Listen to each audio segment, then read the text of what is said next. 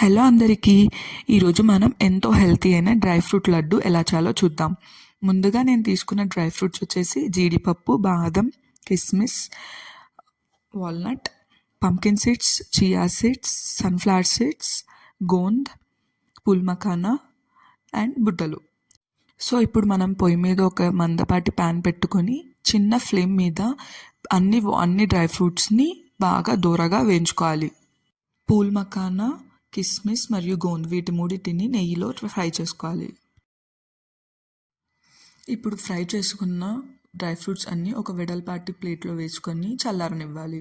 నేను ఇప్పుడు dry fruit లడ్డూకి sweetness కోసం కొంచెం బెల్లంని యాడ్ చేస్తున్నాను. మీరు కావాలంటే దీని బదులు డేట్స్ని కూడా యాడ్ చేసుకోవచ్చు. ఇప్పుడు చల్లారిన డ్రై ఫ్రూట్స్ అన్నీ మిక్సీ జార్లో ఒకసారి మిక్సీ పట్టుకొని అన్నీ మిక్స్ చేసుకొని చిన్న చిన్న లడ్డూలా చుట్టుకోవటమే. అంతే, ఎంతో హెల్తీ అయిన డ్రై ఫ్రూట్ లడ్డు రెడీ. మరి మీరు కూడా ట్రై చేస్తారు కదూ.